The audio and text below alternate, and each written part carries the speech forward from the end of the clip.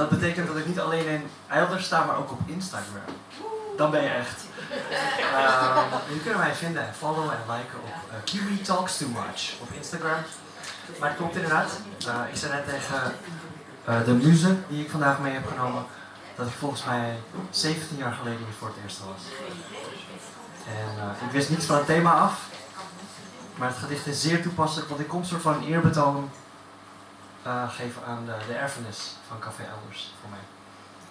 Het heet Hoe het begon. Kijk het dan. Café Eilders. Dit is waar ik heb leren voordragen.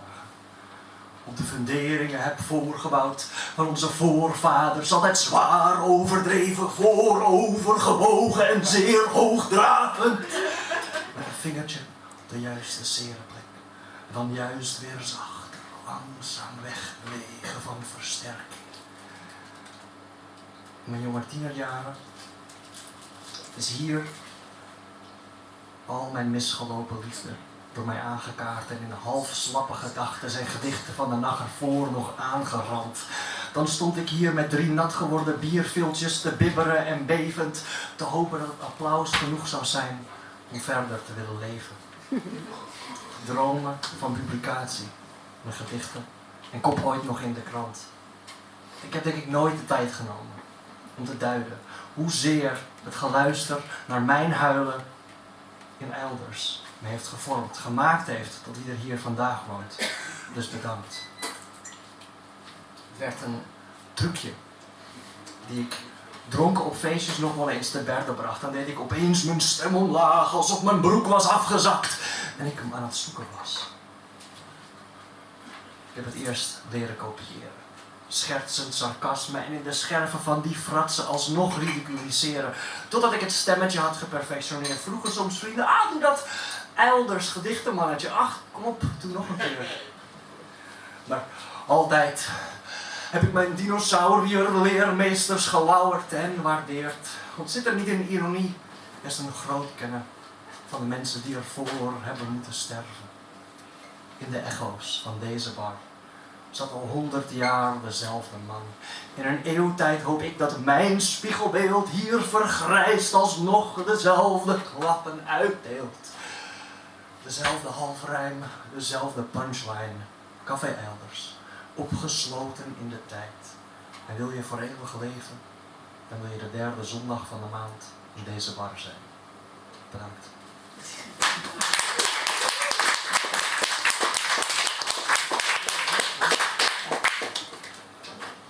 Weet je, heerst ook wel een soort bronstigheid, vind ik, in Café Eilders. Een beetje een soort, weet ik. Dus ik heb nu een gedichtje dat ik daar toepasselijk voor vind. Ik wil je fratsen laten zien en dat ik op je poes pas. Juist zonder cachet vrij ik jouw franjes aan stukken. Lig je lekker of mag ik je kussen? We doen het zonder opsmuk. Toeters, bellen, zonder opzetstuk. Gewoon 2 mensen, naakt en geil, geen ander middel. Neem je het liefste hoe je het liefste wilt en naturel. Op je handen en voeten neem ik je onder handen met whatever ik voor handen heb. Ik denk we zien wel wat we doen, zolang ik jou maar in mijn handen heb.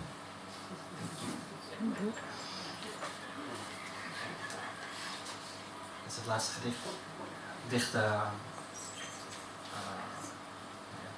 Op Instagram veel over hoe gek ik ben. Ook steeds meer een beetje politieke gedichten. Dit is er daar één van. Het heet Hoe. Nieuw van Knor. Kruidenmix voor roerij. Zelf toevoegen ei.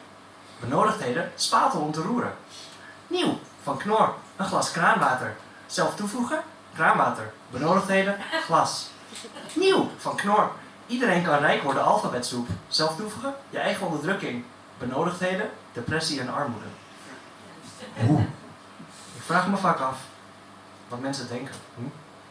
Dan vraag ik me af wat er in die afgegraven greppel nog voor vuil gestort wordt. Dan denk ik, hoe is het in hemelsnaam mogelijk dat jij leuker, succesvoller en knapper bent dan ik? Als je niet eens doorhebt dat je in een kaartenhuis woont en heen en weer schommelende Jenga-stapel, dat er mensen lummeltje aan het spelen zijn met jouw leven nota bene. En ik zeg dit niet om werkers af te vallen, hè? Als het leuk en gezellig is om woensdagavond een knor wereldmaaltijdgerecht te bakken, dan is dat ook gewoon heel leuk en gezellig. En dan is dat goed. Verdorie. Het enige wat ik vraag, is dat je soms vraagt, hoe? En gewoon, dat is geen antwoord, maar een recursieve ontkenning van de vraag. Dat je denkt, waarom vind ik dit in hemelsnaam? Wie heb ik dit eerder horen zeggen? Dat ik geen geweer tegen mijn hoofd geduwd kreeg of dat ik op straat zou komen wonen. Wat zou ik antwoorden als het niet uitmaakte wat ik zei? Eén simpele vraag. Hoe? Je hoeft van mij geen part anders, geen seconde anders te leven. Je kan exact dezelfde kleren dragen, dezelfde hond aaien. Maar gun jezelf dat zenmomentje. Waarom stem ik op deze slijmjurk? Waarom werk ik me uit de naad? En zo vaak voor deze klootzak? Deze nieuwe Converse voor €80. Zijn die niet hetzelfde als die van het jaar ervoor? Als ik bij de aankoop van 1 bril, maar verdomme 2 cadeau krijg. Waarom kan ik er dan niet gewoon 1 kopen voor 1/3 van de prijs? Is dit hoe ik wil leven? Is dit wie ik wil zijn? Dat ik slechts leef om te betalen en anderen mijn keuzes bepalen. Je bent leuk. Je bent goed. Slim. Knap. Doe iets. Doe niets van mijn part. Maar vraag jezelf af en toe. Waarom? En hoe? Thank you.